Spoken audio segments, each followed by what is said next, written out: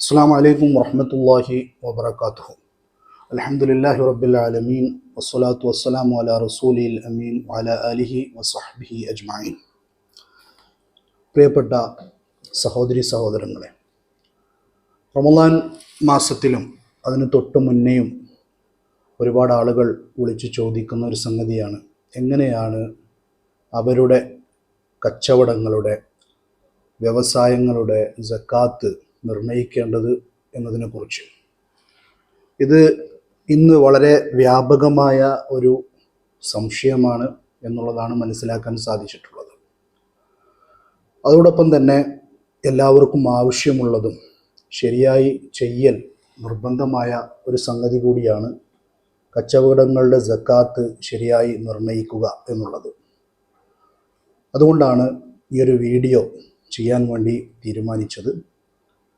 കച്ചവടങ്ങളുടെ സക്കാത്തിനെ കുറിച്ച് നമ്മൾ പറയുമ്പോൾ ചില ആളുകൾ നേരെ അതിൻ്റെ പ്രോഫിറ്റിൻ്റെ കണക്കെടുത്തുകൊണ്ട് അതിൽ സക്കാത്ത് നിർണയിക്കുക എന്നുള്ള ഒരു രീതി സ്വീകരിച്ച് കാണുന്നുണ്ട്.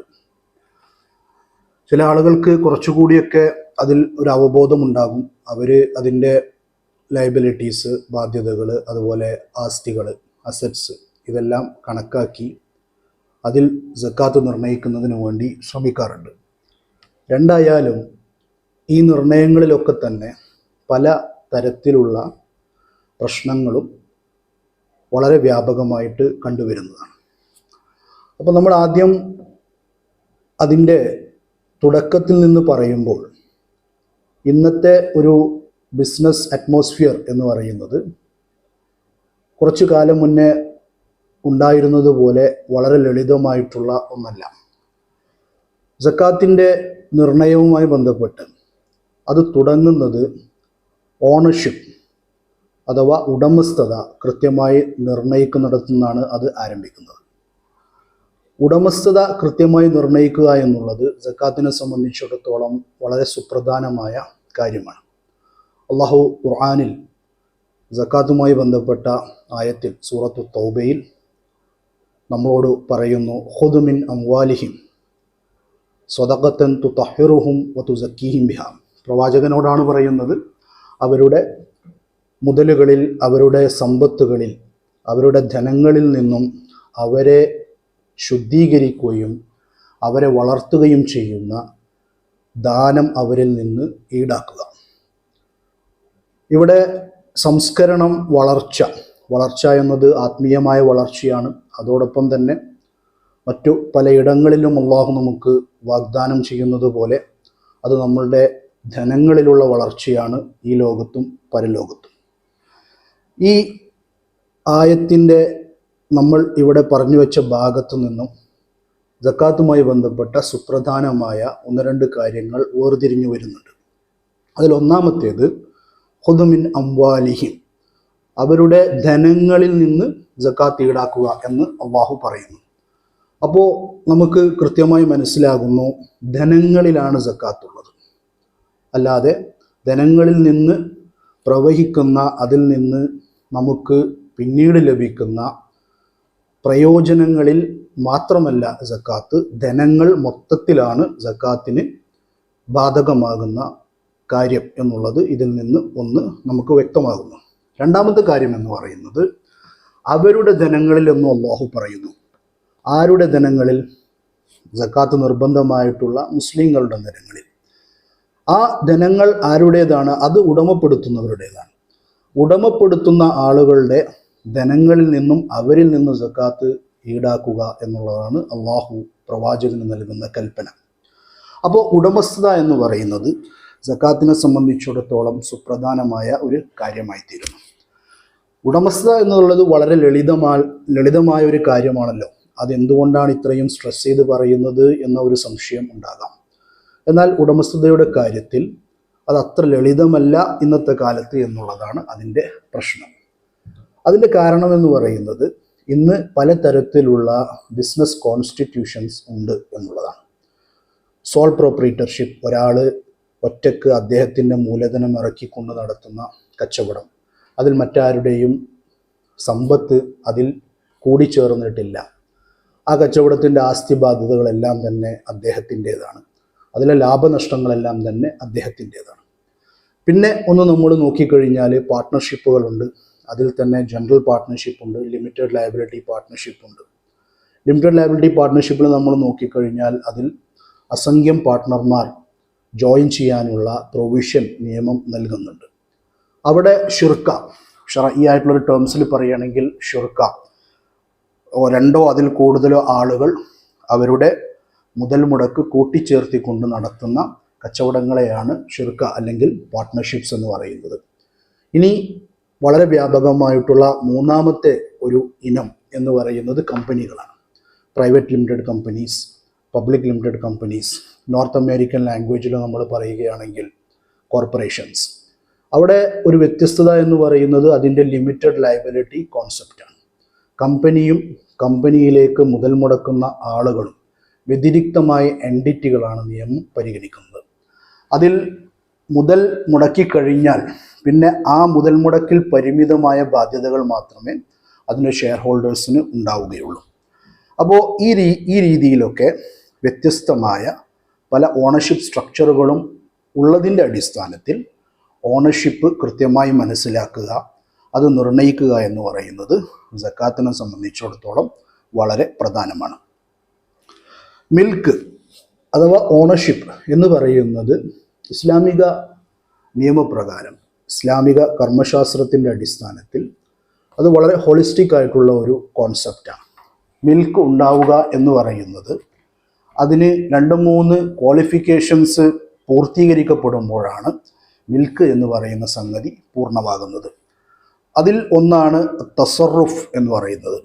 തസറുഫ് എന്ന് പറയുന്നത് ഒരു മുതൽ അല്ലെങ്കിൽ ഒരു സമ്പത്ത് അത് ഏത് രൂപത്തിലാണോ വിനിയോഗിക്കേണ്ടത് ആ രീതിയിൽ വിനിയോഗിക്കാനുള്ള ഒരു വ്യക്തിയുടെ അധികാരത്തെയാണ് തസറുഫ് എന്ന് പറയുന്നത്. റൈറ്റ് ഓഫ് ഡിസ്പോസൽ എന്ന് നമുക്ക് പറയാം. ഏത് രൂപത്തിൽ ഏത് മാർഗത്തിൽ അത് ചെലവഴിക്കണം, അല്ലെങ്കിൽ അത് വിറ്റ് അതിൻ്റെ വില വാങ്ങാനുള്ള അധികാരം, ഇതെല്ലാം തന്നെ ഉൾക്കൊള്ളുന്നതാണ് തസറുഫ് എന്ന് പറയുന്നത്. അതോടൊപ്പം തന്നെ വമാൻ എന്ന് പറയുന്ന കോൺസെപ്റ്റും മിൽക്കുമായി ബന്ധപ്പെട്ട്, ഓണർഷിപ്പുമായി ബന്ധപ്പെട്ട് വളരെ പ്രധാനമാണ്. വമാൻ എന്ന് പറയുന്നത് ഒരു സമ്പത്തിൻ്റെ ഉടമസ്ഥൻ, അതിൻ്റെ എല്ലാ നഷ്ടത്തിനും അദ്ദേഹം ഉത്തരവാദിയാണ്, അല്ലെങ്കിൽ അത് അദ്ദേഹത്തിലേക്കാണ് ചേർക്കേണ്ടത് എന്നുള്ള കോൺസെപ്റ്റാണ്. കച്ചവടത്തിൽ നഷ്ടം സംഭവിക്കുമ്പോൾ, അല്ലെങ്കിൽ ഒരു മുതൽ നശിച്ച് ഇല്ലാതാകുമ്പോൾ, അല്ലെങ്കിൽ അതിൽ നിന്നുള്ള പ്രയോജനം കുറയുമ്പോൾ അതിൻ്റെ ആഘാതം, അതിൻ്റെ നഷ്ടം ആരിലേക്കാണ് ചേർക്കപ്പെടുന്നത്? അത് മിൽക്കുമായി വളരെയധികം ബന്ധപ്പെട്ട് നിൽക്കുന്നു. വമാനോട് കൂടി മാത്രമേ ഉടമസ്ഥത ഉണ്ടാവുകയുള്ളൂ. അതുപോലെ തന്നെ ഇസ്തിഹ്ഖാഖ്, ഒരു മുതലിൽ നിന്ന് പ്രവഹിക്കുന്ന അല്ലെങ്കിൽ അതിൽ നിന്ന് നേടിയെടുക്കാവുന്ന പ്രയോജനത്തിൻ്റെ ഉടമസ്ഥൻ എന്ന് പറയുന്നത് ആ മുതലിൻ്റെ തന്നെ ഉടമസ്ഥനാണ്. ഇത്തരത്തിൽ ഒരുപാട് കാര്യങ്ങൾ, ഒരുപാട് ആശയങ്ങൾ ഉൾക്കൊള്ളുന്ന ഒരു കോൺസെപ്റ്റ് അല്ലെങ്കിൽ ഒരു ടെർമിനോളജിയാണ് മിൽക്ക് എന്ന് പറയുന്നത്. അപ്പോൾ സക്കാത്തുമായി ബന്ധപ്പെട്ട് നമ്മൾ മനസ്സിലാക്കേണ്ട ഒരു സംഗതി എന്ന് പറയുന്നത് അതിൻ്റെ ഖാഇദ, സക്കാത്തിൻ്റെ ഖാഇദയിൽ വളരെ സുപ്രധാനമായ ഒരു സംഗതിയും പ്രാരംഭഘട്ടത്തിൽ തന്നെ നമ്മൾ പരിഗണിക്കേണ്ട ഒരു കാര്യം എന്ന് പറയുന്നത് ലാ സക്കാത്ത ഇല്ലാ ഫി മാലിൻ മംലൂക്കിൻ എന്നുള്ളതാണ്. ഒരു ഉടമസ്ഥനിലേക്ക് ചേർത്ത് പറയാവുന്ന മുതലുകളിലല്ലാതെ സക്കാത്തില്ല എന്നുള്ളത് വളരെയധികം എസ്റ്റാബ്ലിഷ്ഡ് ആയിട്ടുള്ള ഒരു ലീഗൽ മാക്സിം ആണ്. ഇനി നമുക്ക് വളരെ ചെറുതായിട്ട് എന്താണ് ഈ ഓരോ ബിസിനസ് കോൺസ്റ്റിറ്റ്യൂഷൻസിൻ്റെയും പ്രത്യേകത എന്നുള്ളത് കൂടി ഒന്ന് പറഞ്ഞു പോകുന്നത് നന്നായിരിക്കുമെന്ന് തോന്നുന്നു. അതിൽ ഒന്നാമത്തെ സംഗതി പ്രൊപ്രൈറ്റർഷിപ്പ് എന്ന് പറയുന്നത് ആ വ്യക്തി അയാളുടെ മാത്രം ധനം ഉപയോഗിച്ചുകൊണ്ടാണ് പ്രൊപ്രൈറ്റർഷിപ്പ് എന്ന് പറയുന്ന ഘടനയിലേക്ക് മുതൽ മുടക്കുന്നത്. ഇതൊന്നാമത്തെ പ്രത്യേകതയാണ്.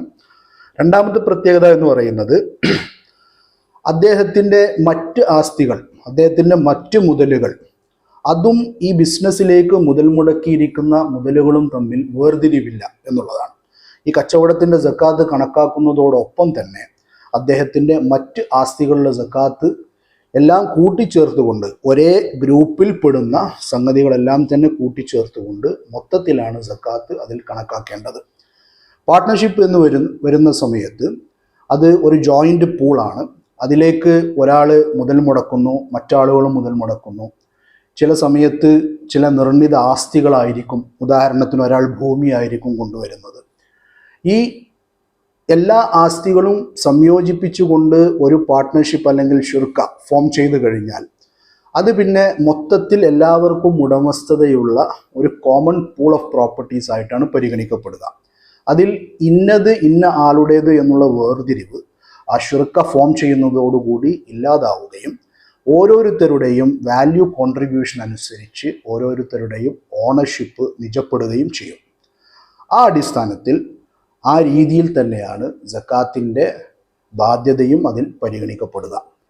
ഇനി കമ്പനീസിനെ കുറിച്ച് പറയുകയാണെങ്കിൽ അതിൽ കടന്നു വരുന്ന ഒരു അധികമായിട്ടുള്ള ഒരു സംഗതി എന്ന് പറയുന്നത് അതിലെ ലിമിറ്റഡ് ലയബിലിറ്റി കോൺസെപ്റ്റാണ്. എന്താണ് ലിമിറ്റഡ് ലയബിലിറ്റി കോൺസെപ്റ്റ് എന്ന് പറയുന്നത്?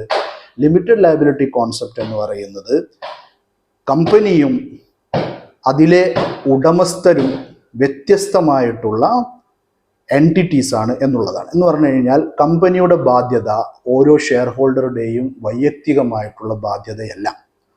അതുപോലെ തന്നെ കമ്പനിയുടെ ആസ്തി എന്ന് പറയുന്നത് ഓരോരുത്തരുടെയും വൈയക്തികമായിട്ടുള്ള ആസ്തിയിൽ നിന്നും വിഭിന്നമാണ്.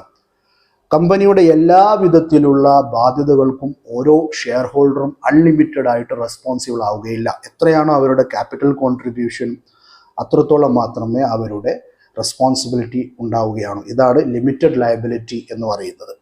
അപ്പോൾ അതിൻ്റെ അടിസ്ഥാനത്തിൽ ഇന്ന് നിലനിൽക്കുന്ന വലിയ കമ്പനികൾ, ഉദാഹരണത്തിന് ലക്ഷക്കണക്കിന് കോടിക്കണക്കിന് ഷെയർ ഹോൾഡേഴ്സ് ഉള്ള കമ്പനികളുടെ സക്കാത്ത് ട്രീറ്റ്മെൻറ്റ് എന്ന് പറയുന്നത് എസെൻഷ്യലി അത് വ്യത്യസ്തമായിരിക്കും എന്നുള്ളത് നമുക്ക് മനസ്സിലാക്കാവുന്നതേ ഉള്ളൂ. അപ്പോൾ ഈ കാര്യങ്ങളെല്ലാം പരിഗണിച്ചുകൊണ്ട് ഓരോന്നിൻ്റെയും സക്കാത്ത് കണക്കാക്കുന്ന, സക്കാത്ത് ബാധ്യത നിർണ്ണയിക്കുന്ന, അതിൻ്റെ എങ്ങനെയാണ് അത് കൊടുക്കേണ്ടത് എന്നുള്ളിടത്തെല്ലാം തന്നെ കാര്യമായ വ്യത്യാസങ്ങൾ നമുക്ക് കാണുവാൻ സാധിക്കും. ഇത് ഈ രൂപത്തിൽ വേർതിരിച്ച് മനസ്സിലാക്കുക എന്നുള്ളത് വളരെ സുപ്രധാനമാണ്. അപ്പോൾ സക്കാത്തുമായി ബന്ധപ്പെട്ട് നിങ്ങളുടെ ബിസിനസ്സിൻ്റെ സക്കാത്ത് കണക്കാക്കുന്നിടത്ത് ആദ്യമായിട്ട് നമ്മൾ പരിഗണിക്കേണ്ടത് നിങ്ങളുടെ ബിസിനസ്സിൻ്റെ കോൺസ്റ്റിറ്റ്യൂഷൻ എന്താണ്, നിങ്ങളുടെ ഉടമസ്ഥതയുടെ സ്വഭാവം എന്താണ് എന്നുള്ളതാണ്. അപ്പോൾ ഈ ഒരു കാര്യവുമായി ബന്ധപ്പെട്ട് ഇൻഷാ അല്ലാഹ് ഇനി കൂടുതൽ അടുത്ത വീഡിയോസിൽ പറയാമെന്നാണ് ഉദ്ദേശിക്കുന്നത്. ഈ വീഡിയോ അവസാനിക്കുന്ന ഈ സന്ദർഭത്തിൽ വളരെ പ്രധാനപ്പെട്ട മറ്റൊരു കായിക കൂടി നിങ്ങളെ ഓർമ്മപ്പെടുത്തിക്കൊണ്ട് ഈ വീഡിയോ അവസാനിപ്പിക്കാം. ഇൻഷാ അല്ലാഹ് തുടർന്നുള്ള വീഡിയോസിൽ കൂടുതൽ കാര്യങ്ങൾ ചർച്ച ചെയ്യാം. അസ്സകാത്തു ഇബാദത്തുൻ മബ്നിയത്തുൻ അലൽ മിൽക്കി വൽ മസ്ഊലിയ. അസ്സകാത്തു ഇബാദത്തുൻ മബ്നിയത്തുൻ അലൽ മിൽക്കി വൽ മസ്ഊലിയ. സക്കാത്ത് എന്ന് പറയുന്നത് ഉടമസ്ഥതയിലും ഉത്തരവാദിത്വത്തിലും അധിഷ്ഠിതമായിട്ടുള്ള ഒരു ആരാധനാ കർമ്മമാണ്. ഇൻഷാ അല്ലാഹ് ഇതുമായി ബന്ധപ്പെട്ട കൂടുതൽ കാര്യങ്ങൾ ചർച്ച ചെയ്യാൻ അള്ളാഹു തൗഫീക്ക് ചെയ്യട്ടെ. അസ്സലാമു അലൈക്കും വറഹ്മത്തുള്ളാഹി വബറകാതുഹു.